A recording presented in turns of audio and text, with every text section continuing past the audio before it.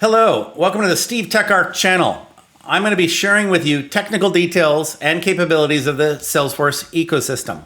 Today we're going to be talking about the 17 ways of sharing a record. These are the different mechanisms from which records are granted visibility in the Salesforce core platform. My name is Steve Simpson. I've been in the Salesforce ecosystem for over 15 years, and I'm a Salesforce Certified Technical Architect, CTA. I'm going to be sharing with you knowledge I have that I've gained about the Salesforce ecosystem. So today, we're going to be talking about the 17 ways of sharing a record. These are mechanisms that control record level access in Salesforce.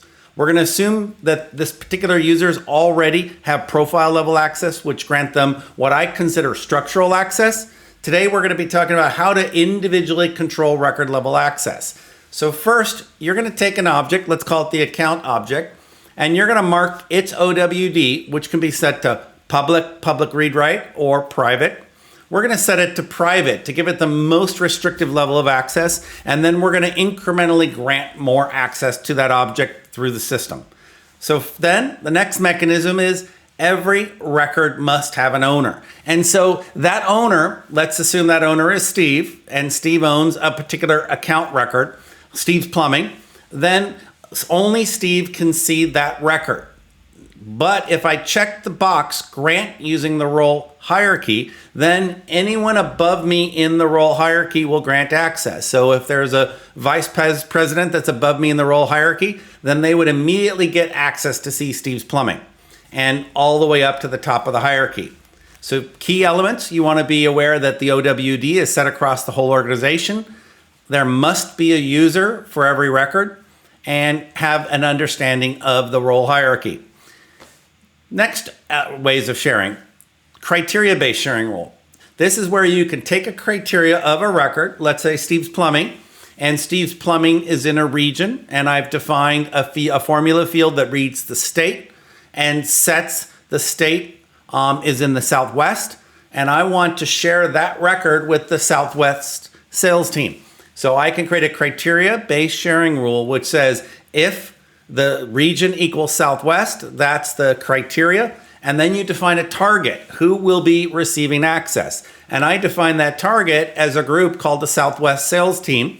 So it's a group, and I define the access, and that access is going to be read-write. So I can create a criteria-based sharing rule based on an attribute, and then I set that to a destination, which would be the group.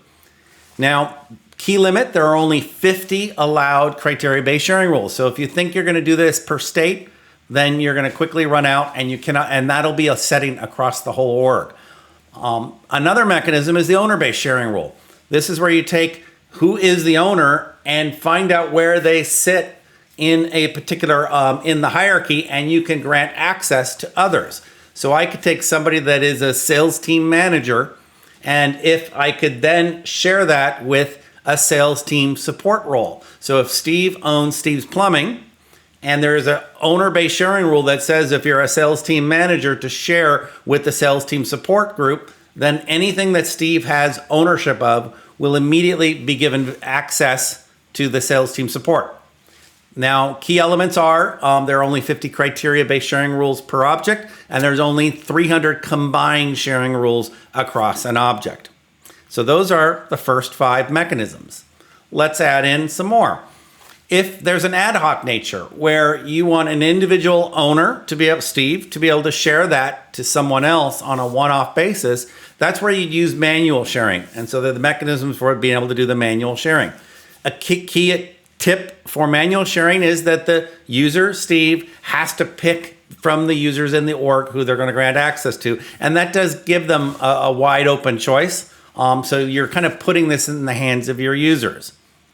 The next mechanism is really powerful. It's the Apex sharing. This is where you write Apex code that can control sharing. So I could take Steve's Plumbing, and if I choose to have a whole bunch of 1,000 users in the org, and based on a set of rules, I want to share Steve's Plumbing selectively based on those rules, then Apex sharing would work.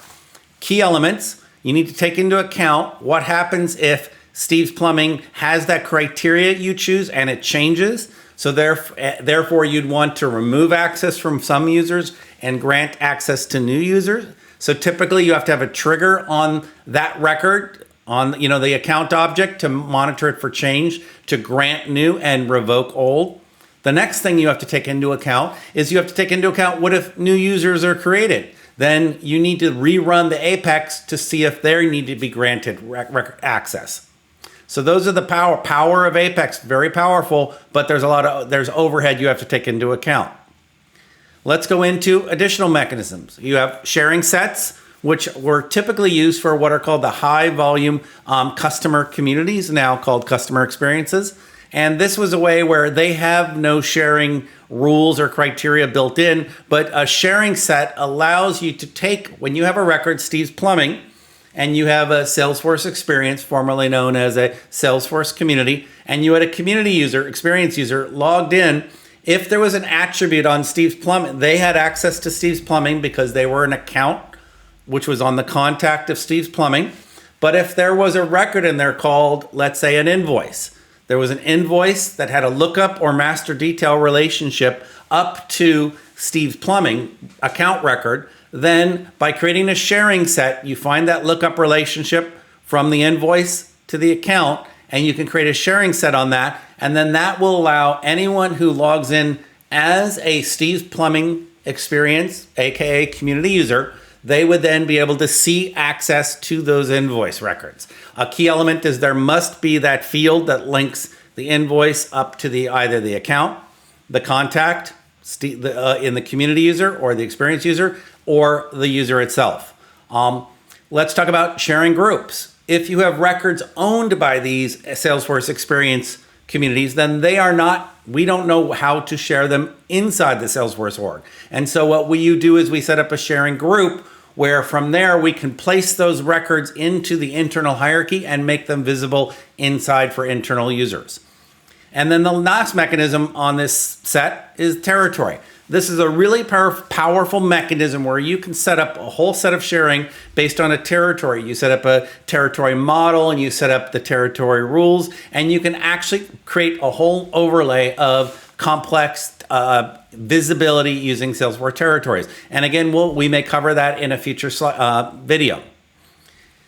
Let's go into, I number these 11A, 11B, 11C because they're almost the same, but I wanted to call them out. So you have case teams. This is where you can set up a user in Salesforce can have a default team, and they can define who's in the team. And when a case is created, they can grant access of the team to that case. Later, you can individually add or remove people from the team. And so you have case teams, account teams, and opportunity teams. A way you can enhance these is you could have code that could add additional users to the teams and take them away. So you can use the standard team mechanism and then enhance with code if you like to really give you a powerful set of access.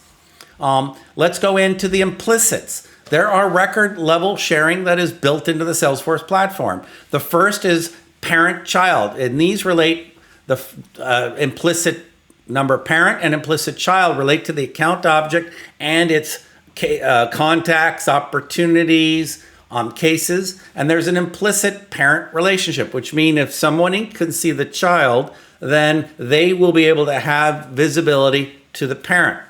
And then there's the reciprocal, which is if somebody can see the parent, they can see the child. And we may go over these in subsequent videos. There's an interesting one called the case contact community / experience user.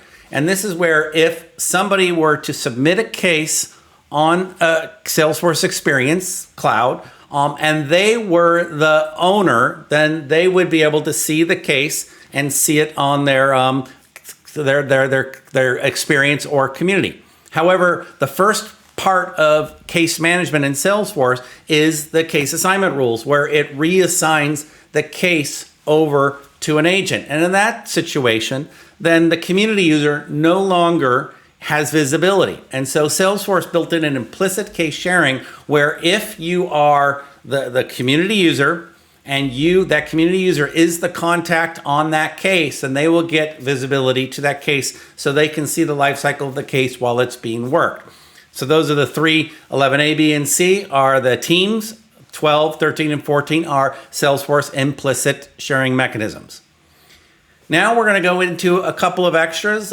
We have the view all, which is if somebody goes into the profile and marks the profile as view all, then they will get the ability to view all records across the org. Now this is important because this essentially releases all sharing rules and gets them full access to every record. So you want to use this very carefully. And then the same for modify all, which gives them the ability to modify any record for that object in the entire org. So these are two settings you typically want to keep restricted just to system administrators.